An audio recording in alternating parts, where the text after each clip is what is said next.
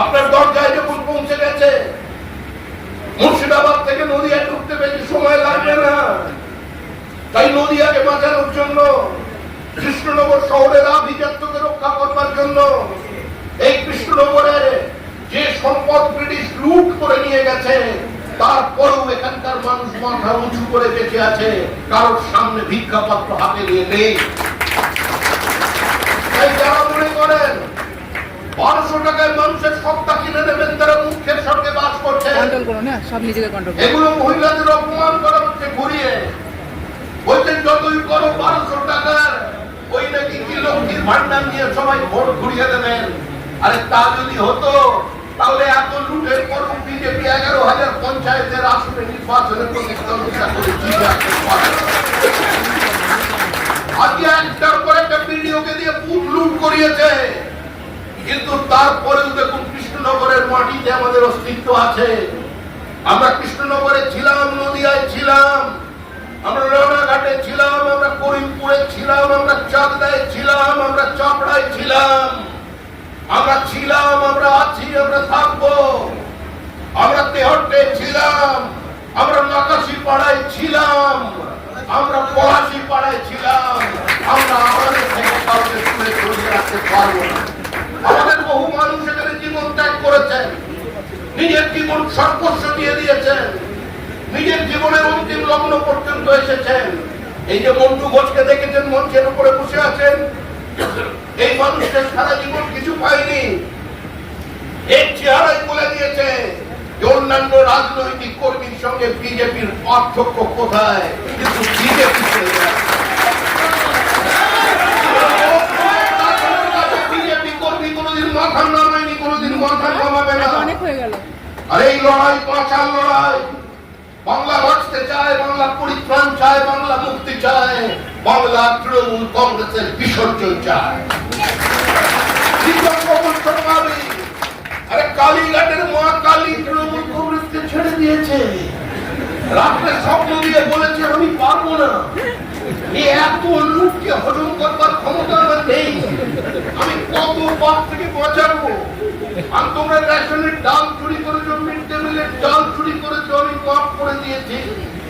তোমরা 40,000 চাকরি বিক্রি করে সম্পূর্ণ ধ্বংস করে দিয়েছো, সেটা ছেড়ে দিয়েছি। তোমরা শৌচালয় পর্যন্ত খেয়ে হজম করছো, সেটা ছেড়ে দিয়েছি। এরপরে তোমরা তো প্রকৃতিতে হাত বসিয়ে দিয়েছো, বালি তুলছ, কয়লা তুলছ, নদী থেকে পাথর তুলছ, নদীর গতিমুখ পরিবর্তন হয়ে যাচ্ছে। লক্ষ লক্ষ জমি আজকে চাষের জমি তলায় চলে যাচ্ছে। আমি বাঁচাতে পারবো না। চলে গিয়েছিলেন কোথায়? একদম পুরী, জগন্নাথ দেবের কাছে। জগন্নাথ দেব বলছেন আমার তো এই অবস্থা, আমার যদি পুরো ফিগার থাকতো, হাত থাকতো, তাহলে তোমাদের বাঁচাতে পারতাম না। জগন্নাথ দেব নারাজ বলছে জগন্নাথকে আমি ধরে আনবো। আরে এতদিন পর্যন্ত রবীন্দ্রনাথকে চ্যালেঞ্জ দিয়ে যেরকম জগন্নাথ দেবকে চ্যালেঞ্জ দিয়ে পুরী থেকে সোজা দীঘায় ধরে নিয়ে চলে। রবীন্দ্রনাথ কি কবিতা লিখেছেন? আমাদের মুখ্যমন্ত্রী কবিতা লিখে দিয়েছেন। রবীন্দ্রনাথের গীতাঞ্জলি, আমাদের নেত্রীর হাতে করে কথাঞ্জলি। রবীন্দ্রনাথের বিশ্বভারতী, আমার দিদির বিশ্ব বাংলা।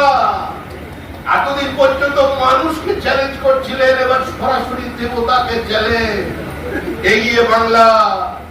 আজকে সরা জগন্নাথ দেবকে ধরে নিয়ে এসছেন। জগন্নাথ দেবের এত দুর্দিন হয়েছে যে জগন্নাথ দেবের নামে যদি মুখ্যমন্ত্রী আঁচল পেতে মানুষের কাছে ভিক্ষা চাইতেন যে আমি মন্দির বানাতে চাই, মুখ্যমন্ত্রীকে সমর্থন করুন বা না করুন, জগন্নাথ দেবের নামে বাংলার মানুষ টাকা দিতেন।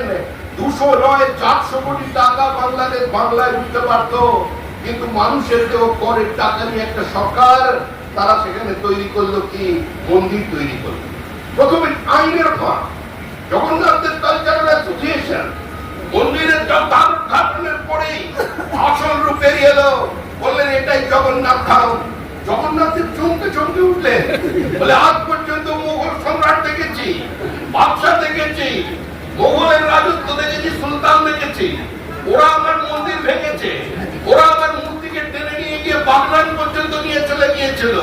আমি আবার ফিরে পুরীতে বসেছি, কিন্তু কোনোদিন কোনো হিন্দু নারী আমাকে একদম চ্যালেঞ্জ করে, আমার ধামকেই চ্যালেঞ্জ করে, অস্তিত্বকেই চ্যালেঞ্জ করে পুরী থেকে বঙ্গোপসাগরে নিয়ে যাবে, এ কোনোদিন ভেবে উঠতে পারিনি।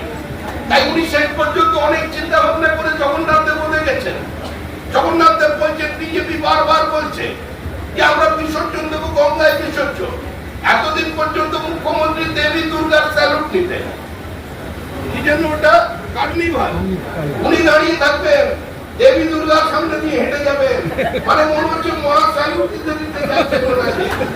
আমরা বলেছিলাম এখানে নয়, ওনার বিসর্জন হবে বাবুঘাটে, কারণ ওখানে কি গঙ্গা আরতি নাকি ফিরাদ হাকিম করে রাখে।